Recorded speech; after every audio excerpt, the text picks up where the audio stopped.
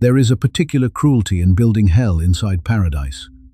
90 kilometers north of Berlin, in the gentle lake district of Mecklenburg, where pine forests slope down to still waters and herons drift through the morning mist, Heinrich Himmler chose the site for a new kind of concentration camp. It was May 1939, and the camp was called Ravensbrück, named after the small village nearby, a word that translates, with grim poetry, to Bridge of Ravens. The site sat on the shores of the Schwedtsee, a lake so serene that it had long attracted holidaymakers from the capital. The nearest town, Fürstenberg under Havel, was a quiet, picturesque community whose residents would soon grow accustomed to the sight of grey columns of women being marched through their streets and to the smell of smoke that drifted from the camp crematorium on certain days. Unlike Dachau or Sachsenhausen, this camp was not designed primarily for men. Ravensbrook was built for women, and it would become the largest women's concentration camp in the entire Third Reich. Himmler personally inspected the site during construction, approving the layout of the barracks, the walls, and the wide central avenue, the Lagerstraße, where prisoners would stand for hours during twice-daily roll calls, sometimes in sub-zero temperatures, sometimes until women collapsed and died where they stood. The first prisoners arrived that spring, transported from Lichtenberg, an older facility in Saxony that had outgrown its usefulness. They were approximately 900 women marched through the village streets in broad daylight, while locals watched from behind curtains. The SS officer placed in charge was Hauptsturmführer Max Keugel, a man whose reputation for brutality had been established at earlier camps and who would command Ravensbrück until 1942, when he was replaced by Fritz Suren, a figure equally ruthless but more bureaucratically efficient, who would run the camp until its final chaotic days. The categories stamped onto the prisoners' files reveal the twisted logic of the Nazi state. Political prisoners, many of them communists and social democrats, arrested after years of underground resistance. Jehovah's Witnesses, whom the Nazis called Bibelforscher, Bible researchers, and who refused to swear allegiance to Hitler, to perform the Heil Hitler salute, or to allow their children to join the Hitler Youth. And a vast, elastic category, the regime labeled asocial, which could mean anything from participation in vice, to homelessness, to alcoholism, to simply being Romani. A black inverted triangle was sewn onto the uniforms of the asocials, a red triangle marked the political prisoners, and a purple triangle identified the Jehovah's Witnesses, a color-coded taxonomy of persecution that reduced each woman's identity to a piece of fabric. By the time the camp was liberated, 6 years later, more than 130,000 women and children, along with 20,000 men and 1,000 adolescent girls held in an adjacent camp, had passed through its gates. Tens of thousands never left. What strikes historians most about Ravensbrück is the dissonance of the place. Survivors described mornings when the air smelled of pine and lake water, and evenings when the sunset turned the sky pink over the barracks, the same barracks where women were beaten, starved, and worked to the edge of death. Germain Tillion, a French ethnographer and resistance fighter who was captured by the Gestapo in 1942 and deported to Ravensbrück in October 1943, later wrote about this contradiction with devastating clarity. The beauty of the landscape made the suffering feel more surreal, more impossible, as though nature itself was indifferent to what was happening beneath its canopy. Tillion, who would go on to become one of France's most celebrated intellectuals, did something extraordinary while imprisoned. She secretly wrote an operetta, titled Le Verfügbar, or en fait roughly, The Available Woman in Hell. It was a darkly satirical musical work that mocked the absurdity of camp life, set to the tunes of well-known French songs. The Verfügbar were prisoners without a fixed work assignment, available for any task the SS demanded, and Tillion used their plight as the basis for a work of art created under conditions that should have made art impossible. The manuscript was hidden, smuggled out in pieces, and not published until 2005, 60 years after liberation. Another prisoner who felt this dissonance with unbearable intensity was Milena Jesenska. the Czech journalist and translator, best known to literary history as the woman to whom Franz Kafka addressed some of his most passionate letters. Jesenská had been arrested for helping Jews and political refugees escape from occupied Prague. She arrived at Ravensbrück in 1940, and despite the conditions, she continued to act with remarkable courage, sharing her food rations with sicker prisoners, offering comfort, smuggling messages. Her friend Margarete Buber-Neumann, who had the singular and terrible distinction of having survived both a Soviet gulag and Ravensbrück, later wrote a memoir about their friendship, describing Milena as someone whose vitality the camp could diminish but never extinguish. Milena Jesenská died at Ravensbrück on the 17th of May 1944 of kidney failure. She was 47 years old. But nothing at Ravensbrück was as harrowing as what happened inside the camp's medical blocks, specifically a barracks known as the Rivière. The camp infirmary that was less a place of healing than a site of organized cruelty where human beings were turned into experimental subjects, referred to not by name but by a chilling nickname. The other prisoners called them the Kaninchen, the rabbits. Beginning in the summer of 1942, a series of medical experiments were carried out on approximately 74 Polish political prisoners, most of them young women in their 20s, many of them students and scouts from Warsaw and Lublin who had been arrested during the German occupation of Poland. The timing was not coincidental. In late May 1942, Reinhard Heydrich, the head of the Reich Security Main Office and one of the principal architects of the Holocaust, had been assassinated in Prague by Czech and Slovak resistance fighters. Heydrich did not die immediately from the bomb blast. He died over a week later from wound infections, despite receiving treatment from some of Germany's top doctors, including Karl Gebhardt. Gebhardt was criticized within the SS for not administering sulfonamide drugs, and there is strong historical evidence that the Ravensbrück experiments were, in part, Gebhardt's attempt to prove that sulfonamides would not have saved Heydrich, thereby absolving himself of blame. The lives of dozens of young Polish women, in other words, were sacrificed partly to settle a professional dispute within the Nazi medical establishment.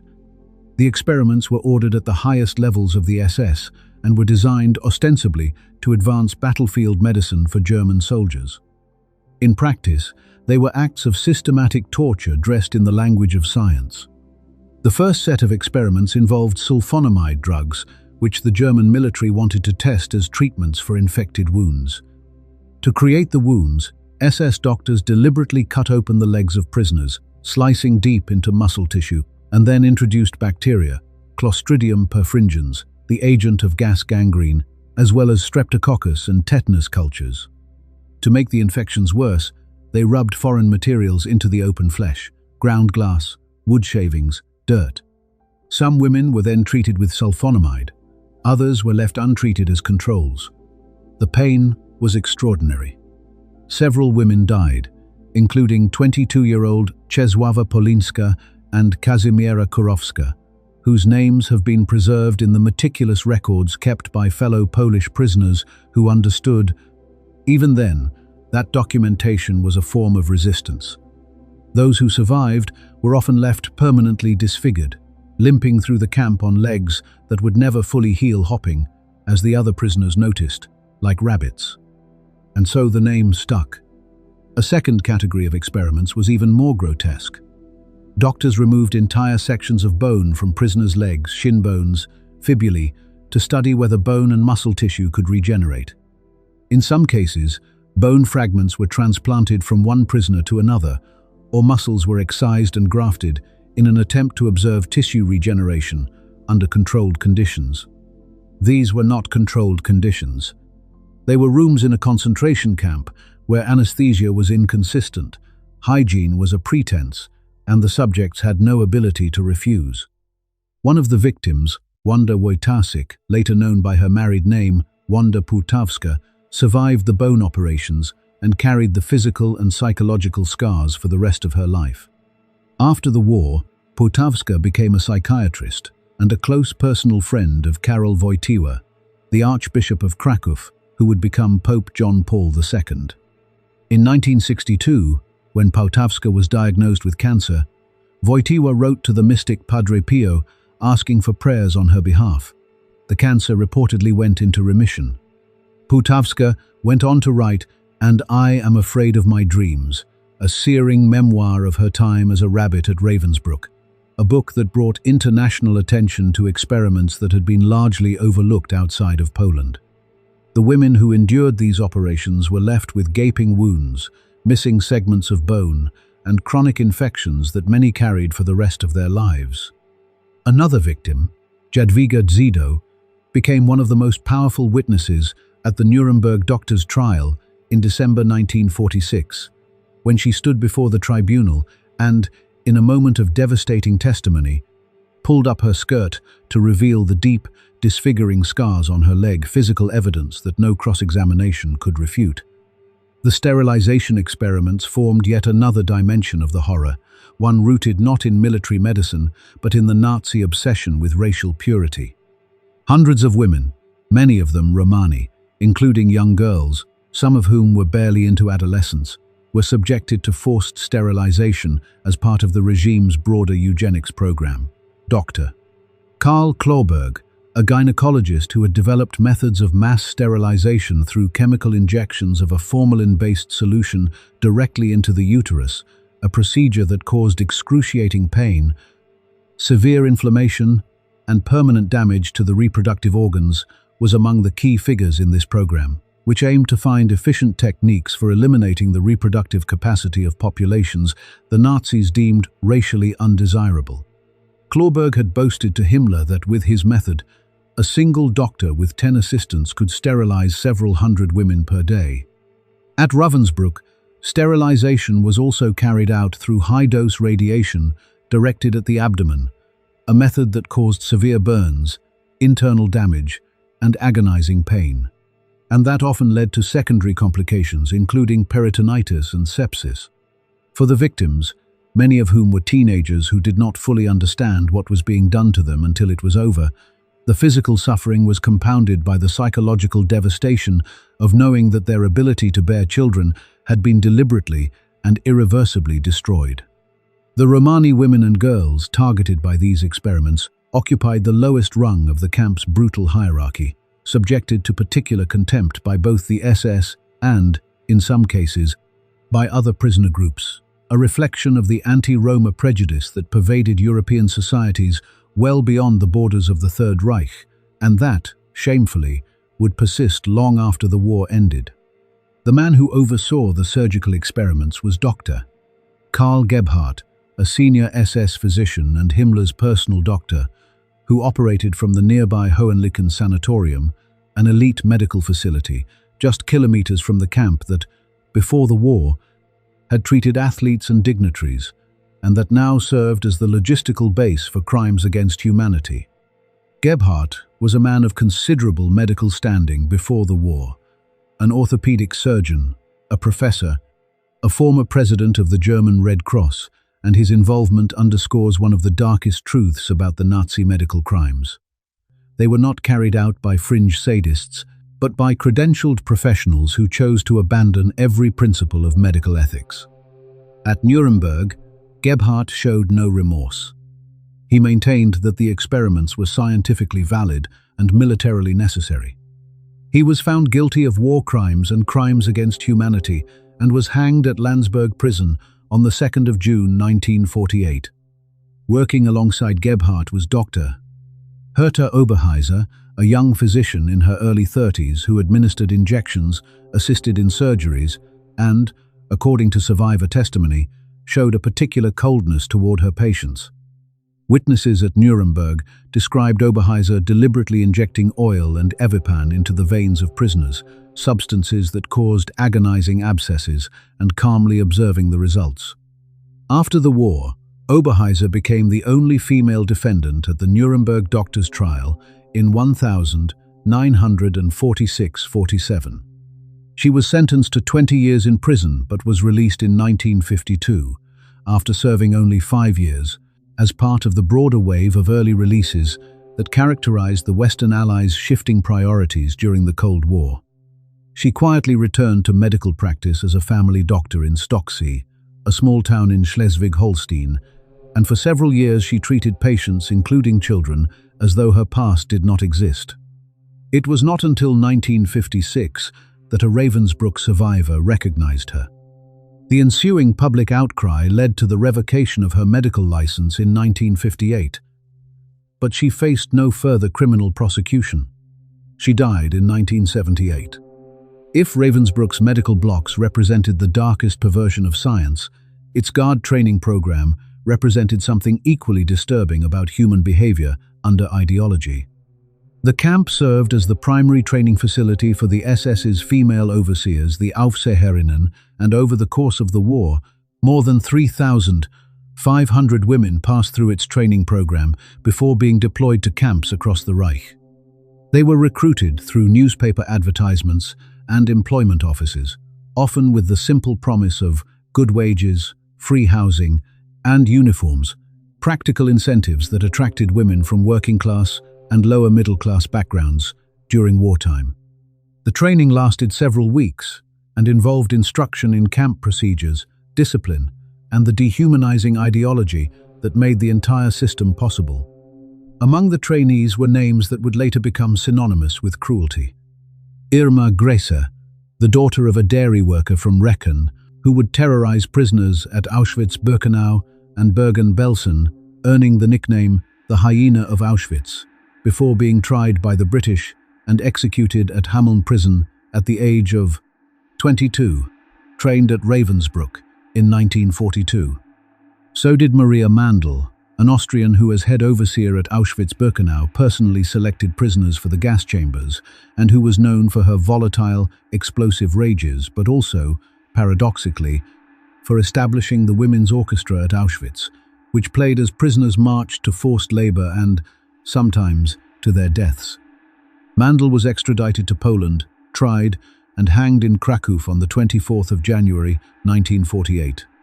But perhaps no female guard was as closely associated with Ravensbrück itself as Dorothea Binz, who arrived at the camp as a trainee in 1939, when she was just 19 years old, and who rose to become the chief female overseer.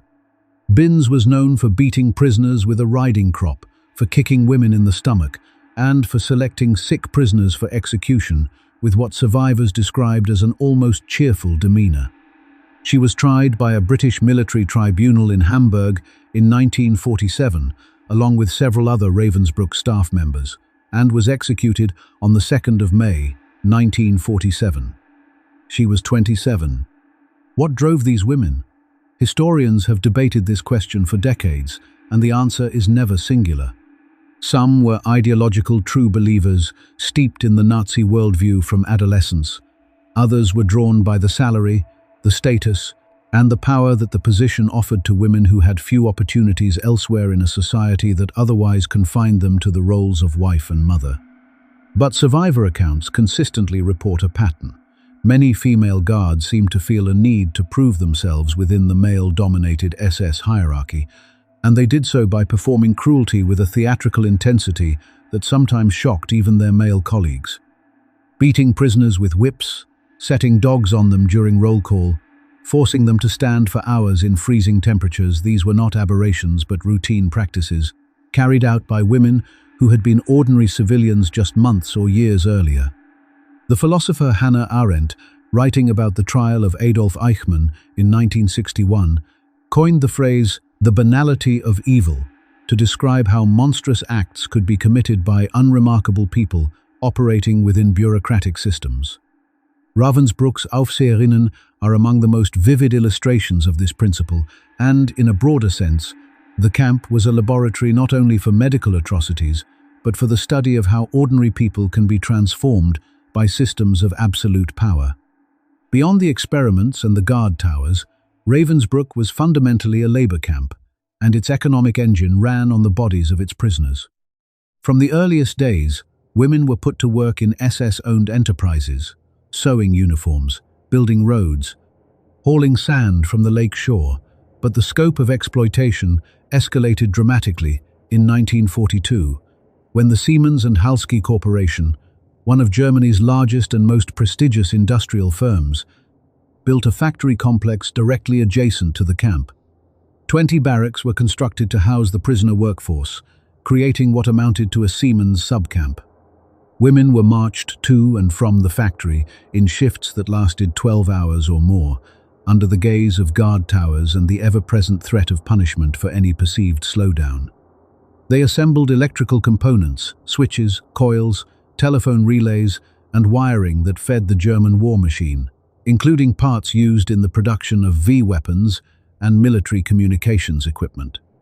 The work was monotonous and exhausting, performed under constant surveillance by both SS guards and Siemens civilian foremen, who filed production reports as though the women at the assembly benches were free employees rather than enslaved prisoners subsisting on watery turnip soup and a few hundred calories a day. Women who collapsed, whose production slowed, or who became visibly ill were pulled from the lines. In the euphemistic vocabulary of the camp, they were selected, which meant, increasingly as the war dragged on, that they were sent to their deaths. Siemens profited directly and substantially from slave labor, a fact that the company was slow to acknowledge in the post-war decades. Corporate records were buried or destroyed, executives avoided prosecution, and for decades the company treated its involvement as an uncomfortable footnote rather than a central chapter in its wartime history. It was not until the late 1990s and early 2000s, under growing international pressure and the threat of class action lawsuits in the United States, that Siemens contributed to the German government's foundation, Remembrance, Responsibility and Future, a compensation fund for surviving forced laborers. Even then, the amounts paid to individual survivors were widely criticized as inadequate, a few thousand euros for years of stolen labor and stolen lives. And yet, even inside this machinery of dehumanization, resistance survived. It survived in forms that the SS could not always see and could never fully suppress. Women organized secret classes in the barracks at night, teaching languages, history, mathematics, philosophy, keeping their minds alive in a place designed to reduce them to nothing but labor and obedience. French prisoners gave lectures on literature by candlelight. Polish women taught each other German so they could understand the orders being shouted at them and, more importantly, eavesdrop on their captors' conversations for information that might mean the difference between life and death. Czech women organized discussion groups. Russian prisoners, many of them Red Army soldiers captured on the Eastern Front, maintained a fierce internal discipline and mutual support system that other national groups often admired. One of the most poignant forms of resistance was what survivors called mental cooking. Women would gather together and recite recipes from memory, describing in elaborate detail the dishes they had prepared at home, the roast chicken, the dumplings, the pastries, the holiday cakes, savoring each imagined flavor as a way of reclaiming something that belonged to them, something the camp could not take. These recipes were sometimes written down on scraps of paper and traded between prisoners like precious currency. Some of these handwritten recipe collections survive today in museum archives, their stained pages a testament to the hunger and the humanity of the women who wrote them. Prisoners also wrote poetry. The French poet and resistance fighter Charlotte Delbo, who survived Auschwitz and Ravensbrück, later published works that stand among the most powerful literary testimonies of the Holocaust and held secret religious services of every faith. Corrie ten Boom, a Dutch watchmaker who had been arrested with her family for hiding Jews in their Haarlem home, was imprisoned at Ravensbrück along with her elder sister Betsy. Using a Bible they had managed to smuggle into the camp hidden under their clothing, the ten Boom sisters held nightly worship services in their barracks, translating the words into multiple languages for the women around them. Betsy ten Boom, whose health deteriorated rapidly under the camp's brutal conditions, died at Ravensbrück on the 16th of December, 1944. Shortly before her death, she told her sister something that Corrie would repeat for the rest of her life. "There is no pit so deep that God's love is not deeper still." Corrie ten Boom was released just days later due, it was later discovered, to a clerical error. She spent the next 3 decades traveling the world to speak about forgiveness and reconciliation, and her memoir, The Hiding Place, became one of the most widely read accounts of the Holocaust.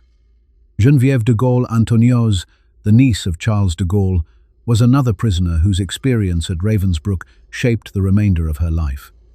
Arrested for her work in the French resistance network Défense de la France, she was deported to Ravensbrück in February 1944 and spent over a year in the camp, including a period in solitary confinement in the notorious Strafblock or punishment block. After the war, she became one of France's most prominent advocates for human rights and the fight against poverty, serving as president of ATD Fourth World. In 2002, she published The Dawn of Hope, her memoir of Ravensbrück, and when she died in 2016, she was among the first women honored with interment in the Panthéon in Paris. Resistance also took more tangible, dangerous forms. Prisoners assigned to the Siemens factory engaged in deliberate acts of sabotage, subtly damaging the components they were forced to produce.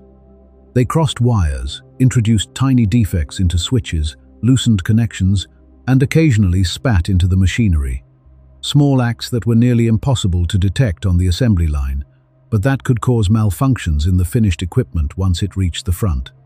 The risk was enormous. Discovery meant immediate punishment, often death. But the women understood that every defective relay, every faulty coil, was a small act of war against the regime that had imprisoned them. The sabotage was coordinated quietly, through whispered networks of trust that crossed national and linguistic boundaries, and it represented something that the SS apparatus, for all its surveillance and terror, could not entirely control: the decision of individuals to say no. Perhaps the most collectively heroic act of resistance at Ravensbrück involved the rabbits themselves. When, in late 1943 and 1944, it became clear that the SS intended to kill the surviving experimental victims in order to destroy the evidence of what had been done to them, the broader prisoner community organized to protect them. During roll calls and selections, other women would hide the rabbits in their barracks, swap identification numbers, create diversions, and physically shield them from the SS. Polish prisoners had also been secretly documenting the experiments, recording names, dates, procedures, and outcomes, and they smuggled this evidence out of the camp through a network that included sympathetic contacts in the outside world. These documents would later become critical evidence at the Nuremberg trials. The collective effort to save the rabbits was one of the most remarkable acts of solidarity in the history of the concentration camps, and it succeeded. The majority of the surviving rabbits lived to see liberation.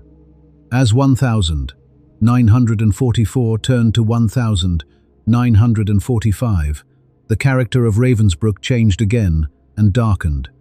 The camp, originally designed to hold approximately 6,000 prisoners, was now grotesquely overcrowded, with the population swelling to over 45,000.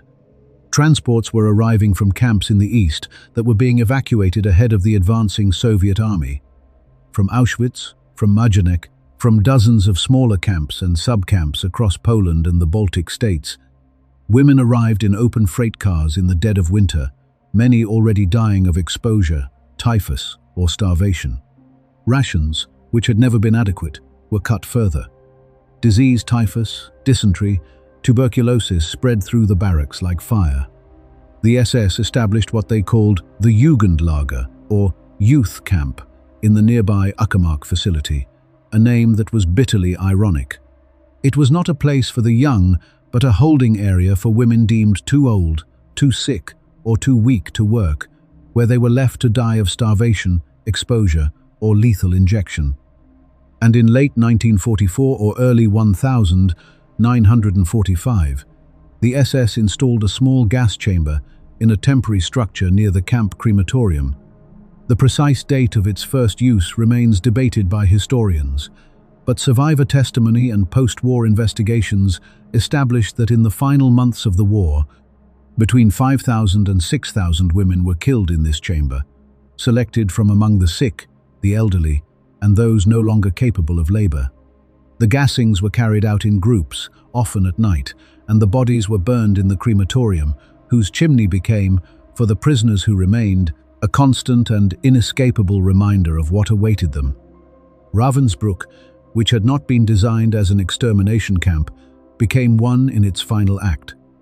Among those murdered in the camp's final months were 3 young women who had been agents of the British Special Operations Executive, Violette Sabo, Denise Bloch, and Lillian Rolfe, all of whom had been captured during operations in occupied France. They were executed at Ravensbrück in late January or early February 1945, shot in the back of the neck. Szabo was 23 years old. She was posthumously awarded the George Cross by King George VI, and her story was later told in the film Carve Her Name with Pride. In the midst of this escalating horror came one of the war's most remarkable rescue operations. In the spring of 1945, the Swedish Red Cross, under the direction of Count Folke Bernadotte, a Swedish diplomat and nephew of King Gustav V, organized a fleet of white-painted buses to evacuate prisoners from concentration camps across northern Germany and occupied Denmark. The operation, known simply as the White Buses, was dangerous and politically delicate. Bernadotte negotiated directly with Himmler, who by that point was desperately seeking to position himself for post-war negotiations with the Western Allies, deluding himself that he could broker a separate peace. These negotiations took place in a surreal atmosphere of collapsing authority. Himmler met Bernadotte in secret while the Reich crumbled around him, offering the release of prisoners as a gesture of supposed goodwill.